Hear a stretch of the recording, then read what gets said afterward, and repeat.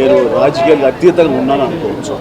తర్వాత పిఠాపురానికి నేను వెళ్ళటం లేదండి, అది ముందుంచేది. ఇది మీడియాలో మీరు ఎందుకో స్పెక్యులేట్ చేశారు, అది మీరు పెంచి పోషించారు దాన్ని, దానికి సమాధానం చెప్పాల్సిన అవసరం నాకు లేదు. నేను వెళ్ళటలేదు. బాబు మా కళ్యాణ్ బాబు దాన్ని రమ్మని ఎప్పుడూ కోరుకోలేదు. నా కంఫర్ట్ వదిలేస్తాడు. ఆయన తను బాగుండాలి, తన జీవితంలో అనుకున్నది కొన్ని సాధించాలన్న అభిలషిస్తాను. నేను నాకు ఆశీస్సులు అందజేస్తాను. దానికి నేను తనతో పాటు నేను ఉన్నాను అని చెప్పేందుకు మొన్న ఒక వీడియో బయట ఇచ్చాను. అండ్ ఖచ్చితంగా మా తమ్ముడి యొక్క అభివృద్ధిని, మా తమ్ముడు రాజకీయంగా ఎదగటానికి ఎప్పుడు మా కుటుంబ సభ్యులు మేము మనస్ఫూర్తిగా మనసావాచా కోరుకుంటాం. చిరంజీవి గారు ఆయన తమ్ముడు పవన్ కళ్యాణ్ గారు ఆయన వ్యక్తిత్వం కోసం చెప్తూ, అంటే రాజకీయాల్లోకి వచ్చేవాళ్ళు అధికారం కోసం వెళ్తారు, కానీ ఇతను ప్రజల కోసం వచ్చారు. అతను రాజకీయాల్లోకి సొంత డబ్బులు ఖర్చు పెడితే ఎంతోమందికి మేలు చేశాడు, ఇలాంటి వ్యక్తిని గెలిపించండి అని చెప్పి ఒక అప్పీల్ చేశారు. ఈరోజు మీరు చూసారా లేదో, దాని మీద మీ కామెంట్ ఏంటండి? అంటే నేను జరిగింది చెప్తున్నాను, దాని మీద మీరు ఏ విధంగా స్పందిస్తారు? వాట్ ఈస్ ద కంటెంట్ అనేది నేను చూడలేదు. ఓకే, కంటెంట్ అనేది నేను చూడలేదు. కంటెంట్ అయితే ఇదే అండి, ఈ కైండ్ ఆఫ్ ఇదే. అంటే తమ్ముడిని గెలిపించమని అడుగుతూ ఉన్నారు ఆయన. సో దాని మీద మీ కామెంట్ ఏంటి? ఎందుకంటే చిరంజీవి గారు మీకు అంటే ప్రజారాజ్యం పార్టీలోంచి అంటే మిమ్మల్ని ఎమ్మెల్యేని చేసింది. నేను చెప్తానండి, తమ్ముని గెలిపించని అన్న అడగటంలో తప్పులేదు. ఓకే, నేను ఆల్రెడీ ప్రజారాజ్యంలోంచి చేశాను. వాట్ ఐయామ్ అనేది ఆయనకి చాలా బాగా తెలుసు. నేను కూడా ప్రజానాయకురాలని, గ్రౌండ్ స్థాయి లెవెల్లో ఉంటాను, కింది స్థాయిలతో ఉంటాను. నన్ను ఓడించమని ఆయన చెప్పలేదు. నన్ను ఓడించమని చెప్పలేదు. నేను ప్రజారాజ్యం తరఫున నేను పోటీ చేశాను. ప్రజారాజ్యంలో వన్ ఆఫ్ ది ఎమ్మెల్యేగా. ఎందుకంటే 295 మంది పోటీ చేస్తే అందులో 18 మంది నెగ్గితే అందులో నా పిఠాపురం ప్రజలు నాకు గౌరవాన్ని ఇచ్చారు, నాకు ఒక గుర్తింపునిచ్చారు.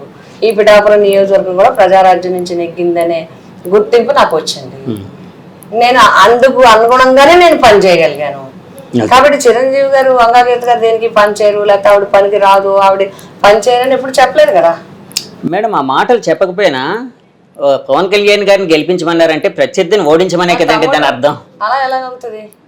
వాళ్ళు ఓడిపోతాను కదండి ఈయన గెలిచేది. మీరు అన్నా కూడా అలా కావదు. ఆయన గెలిపించమంటే వాళ్ళ బ్రదర్ని గెలిపించమనొచ్చు. ఓకే, బట్ నేను కూడా ఆయన ఆశయాలతో రక్తం పంచిచ్చిన బిడ్డ. ఓకే, చెల్లెని నేను.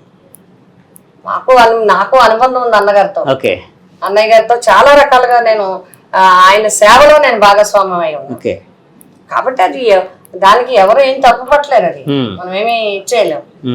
హార్ష్ గా మాట్లాడో నెగిటివ్ గా చెప్తే తప్పది. అట్లా ఎప్పుడు చెప్పలేరు చిరంజీవి గారు. చిరంజీవి గారు అంటే మీ మీద ఉండే అభిమానంతోనే ఇక్కడికి రాలేదంటారా? ఎందుకంటే ఆ మధ్య ఒకటి వినిపించింది, 6వ తారీఖున కానీ 7వ తారీఖున కానీ పిఠాపురం వస్తున్నారు, పవన్ కళ్యాణ్ గారి కోసం ప్రచారం చేయబోతున్నారని బాగా వినిపించింది సోషల్ మీడియాలో. అడగాల్సిన ప్రశ్నలు నన్ను అడుగుతున్నారు, మీరు ఆయన్ని అడిగితేనే మంచిది. ఓకే, అలాగే వాళ్ళు జబర్దస్త్ ఆర్టిస్టులు కానీ రకరకాల సినీ నటులు కూడా అంటే ఆయనకి పవన్ కళ్యాణ్ గారికి సపోర్టివ్గా ఎంతోమంది వచ్చి ఇక్కడ ప్రచారం చేస్తున్నారు. సో వాళ్ళ ఆ ఒపీనియన్ని కానీ ఆ ఫీలింగ్ని కానీ ఏ విధంగా చూడొచ్చు అంటారు? ఇక్కడ 2 ఇష్యూస్ అండి. ఓకే, ఒకటి, ఎవరి తరపున ఎవరైనా పోటీ చేయొచ్చు. ఫ్యామిలీ మెంబర్స్ రావచ్చు, స్నేహితులు రావచ్చు, బంధువులు రావచ్చు, లేకపోతే వాళ్ళకి నచ్చిన వాళ్ళు రావచ్చు. అలా ఎవరి తరపున ఎవరైనా వస్తారు. కాకపోతే ప్రతిపక్షాలు ఏంటంటే అవతల వచ్చేస్తున్నారు కానీ వాళ్ళ తరపున ఎవరు బయట వాళ్ళు వస్తున్నారు అనేది చెప్పట్లేదు. అది పక్కన పెడితే ఇప్పుడు వాళ్ళు చెప్తున్నారని మీరు అంటున్నారు కదా ప్రజలందరూ, మేము జస్టిఫికేషన్ చెప్తున్నాను. నేను ఎందుకు మా పార్టీని, ఎందుకు మా ముఖ్యమంత్రిని కావాలని అనుకుంటున్నారనేది నేను జస్టిఫికేషన్ చెప్తున్నాను. మీరు కూడా జస్టిఫికేషన్ చెప్పండి. మీరు చెప్పలేరు. ఎందుకంటే మీ 2019 ముందు ఇలాంటి సిస్టమ్ లేదు. ఒక వ్యవస్థను మీరు ఏమి ఏర్పాటు చేయలేదు, ఒక సిస్టాన్ని మీరు ఏమి ఏర్పాటు చేయలేదు. అసలు ప్రజల భాగస్వామ్యం ఏముంది ఎక్కడైనా?